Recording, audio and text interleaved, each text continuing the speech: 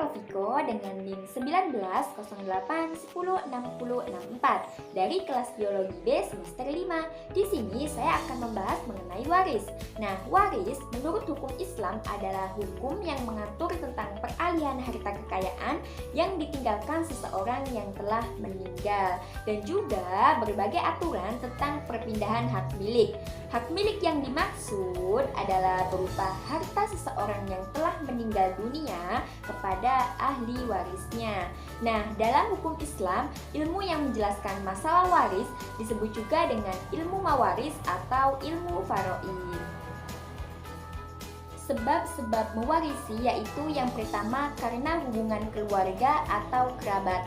Orang yang menerima harta warisan berdasarkan hubungan kerabat ada 3, yaitu ashabul furud nasabiyah, yaitu berhak menerima bagian-bagian tertentu, ashab nasabiyah, yaitu berhak menerima sisa dari ashabul furud, dan zawil arham, yaitu keluarga yang agak jauh berhak menerima bagian apabila ahli waris yang dekat tidak ada.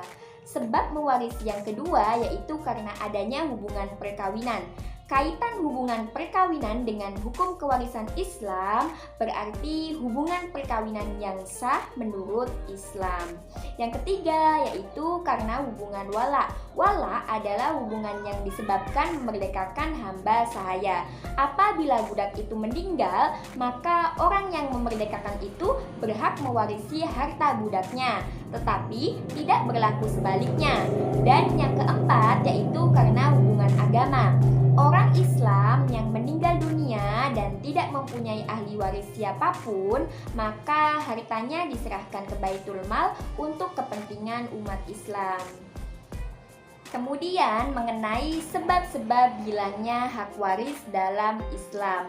Sebab hilangnya hak waris adalah hal-hal yang menggugurkan hak ahli waris untuk mendapatkan harta warisan dari pewaris. Ada beberapa sebab yang mengakibatkan ahli waris ini kehilangan haknya, yaitu yang pertama, hamba sahaya. Seorang yang berstatus sebagai budak tidaklah mempunyai hak untuk mewarisi sekalipun dari saudaranya. Sebab segala sesuatu yang dimiliki budak menjadi milik tuannya juga. Nah, yang kedua, karena perbedaan agama. Dan yang ketiga, karena membunuh. Serta yang keempat, karena murtad atau keluar dari agama Islam. Selanjutnya, mengenai syarat-syarat dalam pembagian waris. Yang pertama, yaitu orang yang mewariskan harus meninggal. Kemudian, ahli waris masih hidup dan terdapat hubungan antara ahli waris dan pewaris harta, serta tidak adanya salah satu penghalang dari penghalang-penghalang untuk mendapatkan warisan. Adapun rukun-rukun dalam pembagian waris yaitu terdapat orang yang mewariskan, terdapat orang yang berhak mewarisi, dan adanya harta yang diwariskan. Berikut adalah golongan ahli waris dan pembagiannya.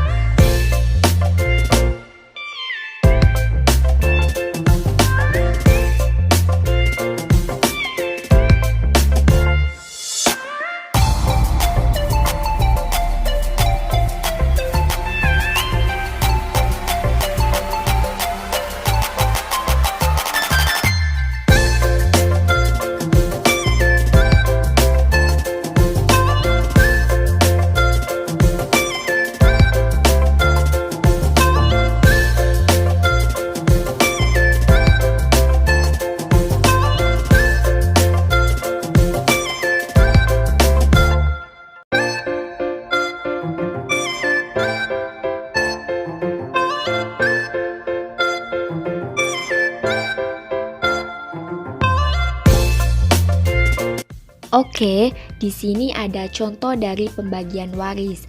Dimisalkan seorang laki-laki telah meninggal dunia dan mempunyai ahli warisnya, yaitu seorang istri, seorang anak laki-laki, dan seorang ibu. Nah, harta yang ditinggalkannya ini berjumlah 72 juta. Maka tentukan bagian yang diperoleh oleh ahli warisnya. Caranya yaitu pertama-tama dengan menentukan ahli waris yang ada dan berhak menerima warisan.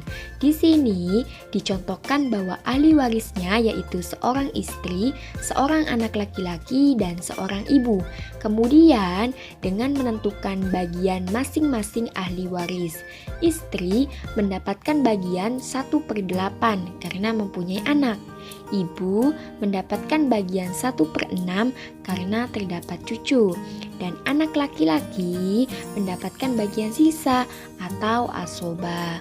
Selanjutnya, dengan menentukan nilai asal masalah atau AM.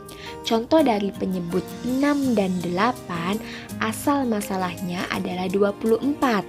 Asal masalah bisa disamakan dengan kelipatan persekutuan terkecil atau KPK yang dihasilkan dari semua bilangan penyebut dari masing-masing bagian pasti ahli waris yang ada.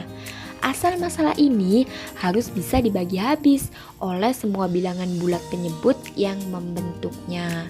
Angka 24 tadi adalah asal masalah yang merupakan bilangan terkecil yang bisa dibagi habis oleh bilangan 8 dan 6 sebagai penyebut dari bagian pasti yang dimiliki oleh ahli waris istri dan ibu.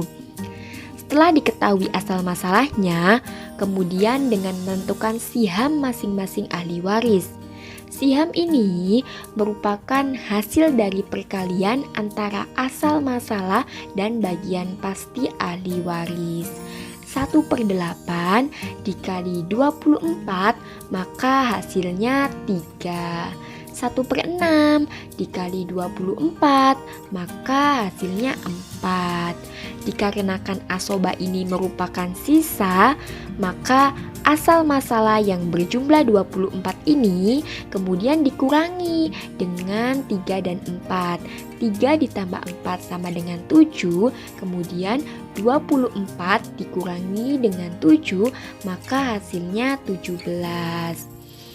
Kemudian angka 3 ditambah 4 ditambah 17 harus berjumlah 24 yang disebut juga dengan majmu' syiham yang harus sama dengan asal masalah, tidak boleh lebih dan juga tidak boleh kurang. Kemudian nominal harta 72 juta ini dibagi dengan 24 bagian masing-masing maka memiliki nilai 3 juta. Nah, istri mendapatkan 3 dikali 3 juta maka mendapatkan bagian sebesar 9 juta. Ibu 4 dikali 3 juta maka mendapatkan bagian sebesar 12 juta. Dan anak laki-laki 17 dikali 3 juta maka mendapatkan bagiannya yaitu 51 juta. Nah, untuk menentukan apakah pembagiannya ini benar yaitu dengan menjumlahkan 9 juta ditambah 12 juta 51 juta maka sejumlah harta murni yang dimiliki oleh orang yang telah meninggal yaitu sebesar 72 juta.